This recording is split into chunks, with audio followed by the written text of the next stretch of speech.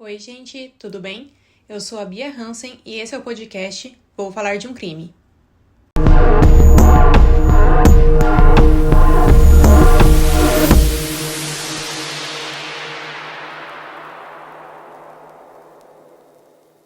Esse é o primeiro episódio do podcast e eu resolvi falar sobre o crime da Elisa Lam porque ele ficou muito famoso na época, hoje em dia até que não falam mais tanto, mas ele ficou famoso na época por causa dos vídeos das câmeras de segurança que viralizaram. Então vamos lá.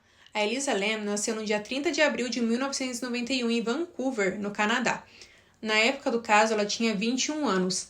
Ela tinha o diagnóstico de bipolaridade e depressão, e ela tomava medicamentos para tratar esses problemas que ela tinha. Em janeiro de 2013, ela deu entrada no Hotel Cecil. Ela ficou junto com outras estudantes, mas essas estudantes pediram para trocar a Elisa de quarto porque ela começou a ter comportamentos estranhos. Esse Hotel Cecil, para quem conhece assim o mundo dos crimes, já deve ter ouvido falar muito sobre ele. Ele tem uma fama de ser mal assombrado e coisas muito bizarras já aconteceram nele. Muitas pessoas já se mataram, cometeram crimes, assassinatos. Tem inclusive um caso de um casal que estava hospedado e ninguém sabe o contexto exato do que aconteceu, mas a mulher caiu da janela e caiu em cima de um pedestre que estava passando ali na hora e os dois morreram na hora. Também tem o caso do Richard Ramirez. Ele foi um assassino em série e enquanto ele estava cometendo os crimes dele, ele ficou hospedado no hotel.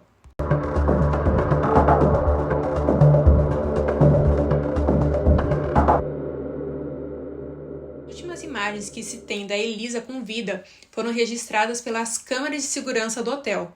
Nelas, ela age de forma muito estranha. Ela aparenta estar meio que desesperada, sabe? Então, no vídeo, ela entra no elevador, aperta todos os botões e fica um tempo no canto. Depois disso, ela vai ali para a porta, dá uma olhada ao redor e volta de novo para dentro do elevador. E em todo esse tempo, a porta do elevador não fecha. Então ela sai do elevador, começa a gesticular, parecendo que está falando com alguém, mas ninguém aparece nas filmagens, a não ser que a pessoa estivesse num ponto que não desse para aparecer. Depois que ela gesticula, ela se afasta do elevador e é aí que então a porta se fecha. Depois dessa cena, ela nunca mais foi vista.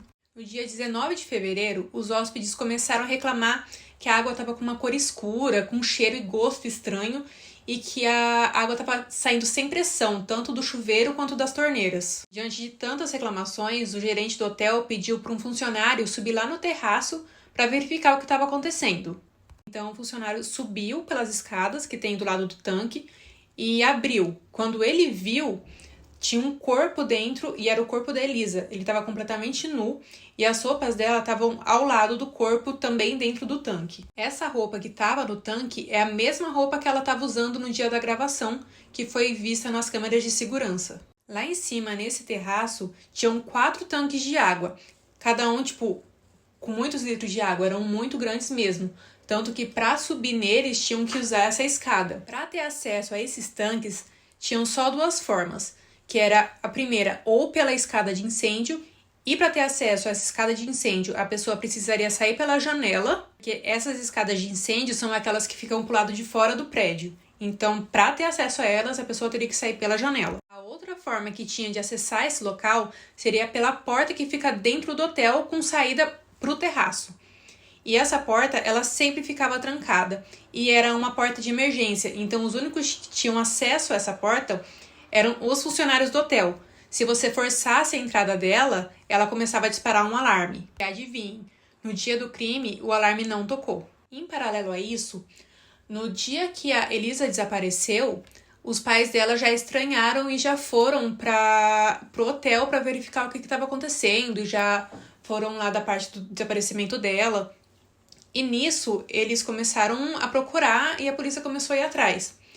Dias depois que começou essa busca, a polícia decidiu divulgar o vídeo que ela tá agindo de forma estranha no elevador. Foi isso que tornou esse caso tão viral, porque as pessoas começaram a ver os vídeos e começaram a se questionar. Como que isso aconteceu? Ela estava possuída? Ela estava com algum problema? Porque é tudo muito estranho nesse caso. Outro questionamento é acerca das roupas dela, né? Ela tirou a roupa, jogou lá dentro do tanque, depois se jogou. Mas se ela se jogou lá dentro, como é que ela puxou a tampa e fechou depois? Porque quando encontraram ela, a tampa do tanque estava fechada. O resultado da autópsia feito no corpo dela não detectou nenhum sinal de drogas ou álcool, nem mesmo sinal de luta, tipo algum hematoma no corpo dela. Como não foi encontrado nada de diferente no corpo dela, o caso foi dado como solucionado e a causa da morte foi afogamento acidental. Tem várias teorias sobre o que teria acontecido com ela, então eu vou começar contando algumas delas. Tem uma teoria que fala que como o hotel já tinha essa fama de ser mal assombrado e tudo mais, nessa teoria ela teria sido possuída por algum espírito ou algum espírito estaria perseguindo ela durante todo esse tempo no hotel. Então por isso que nas filmagens ela apareceria toda desesperada e gesticulando e conversando com alguém. No caso, esse alguém seria um espírito. Emendando já essa teoria, tem uma outra teoria que é bem parecida. Falam nessa teoria que o Richard Ramirez teria possuído o corpo dela e estaria fazendo tudo isso. Só que daí essa teoria não faz muito sentido, porque ela morreu antes do Richard Ramirez morrer. Então, no caso, ele ainda estava vivo quando aconteceu o caso.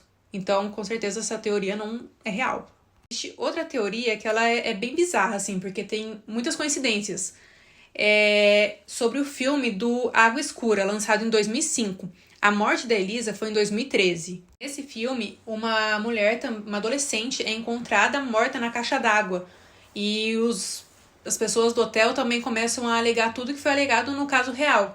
Que é a água tá mais escura, tá um cheiro estranho, a pressão da água tá ruim. Os personagens do filme também usam roupa extremamente parecida com o que a Elisa tá usando no dia da morte dela. Que seria aquela blusinha vermelha do vídeo que aparece nas câmeras, uma roupa muito parecida. Então isso começou a fazer as pessoas questionarem, será que ela quis armar tudo isso, fazer uma recriação do filme? Porque só ela sabia, né, para poder usar essa mesma roupa. Então começou a surgir essa teoria também. Outra teoria que faz bastante sentido até é a teoria de que um funcionário do hotel teria assassinado ela. Porque naquelas câmeras de segurança foi cortado o vídeo em mais ou menos 1 minuto. Então, o que aconteceu nesse 1 minuto de vídeo? Alguém apareceu? Ninguém sabe. O celular da Elisa também nunca foi encontrado. Então, também não tem como saber algumas coisas. Teve alguma outra ligação, alguma coisa. Tem o fato também da tampa dessa caixa d'água. Porque, como eu falei antes, ela foi encontrada lá dentro, mas a tampa estava fechada. Então, como é que ela pularia lá dentro do tanque e conseguiria puxar a tampa para fechar? A não ser que outra pessoa tenha passado por lá e fechado. Pode ser que isso tenha acontecido também. Mas nessa teoria, o funcionário do hotel teria conseguido subir até lá, porque ele tem o acesso àquela porta de emergência. Então, por óbvio, o alarme não dispararia. E o que foi que aconteceu? A porta não disparou o alarme. Então, o funcionário teria subido até lá e levado ela com muita facilidade, porque, né? Ele tem um acesso até lá. E aí, o que vocês acham que realmente aconteceu nesse caso? Comentem aí, né, pra dar uma força, já que é o meu primeiro episódio. Agora, alguns recadinhos que eu tenho pra passar é que eu estou pensando em lançar um episódio por semana. Ainda não decidi exatamente a data. Eu pensei em uma segunda ou uma terça, mas ainda não tem nada realmente definido. Mas eu vou tentar manter esse padrão. E é só isso, pessoal. Tchauzinho!